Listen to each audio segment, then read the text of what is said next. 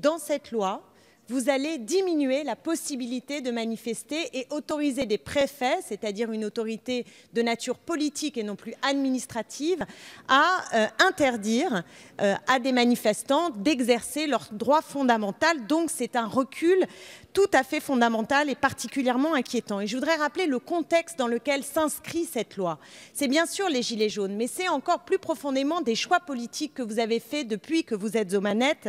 Et je voudrais peut-être remettre en mémoire, si toutefois ce rapport vous est passé sous le nez, c'est l'ONU qui est venue et qui a enquêté et qui a repéré un recul des droits et libertés en France depuis votre majorité, un pré-rapport remis au mois de juin dernier et qui précise justement des atteintes aux libertés qui sont exercées par des lois que vous avez décidé d'adopter. Donc c'est une énième loi qui va contribuer à ce recul qui a été observé par l'ONU.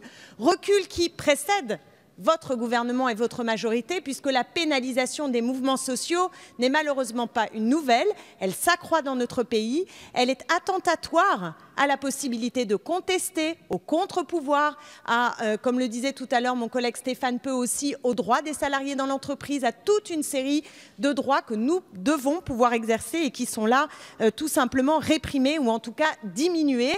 Je vous accorde en tout cas une cohérence, c'est que partout en Europe où des politiques ont dérégulé sur le plan économique à chaque fois depuis Thatcher, ça s'est accompagné d'un recul des droits et libertés. Vous avez au moins cette cohérence, nous avons la cohérence strictement inverse. Merci beaucoup Madame Autain.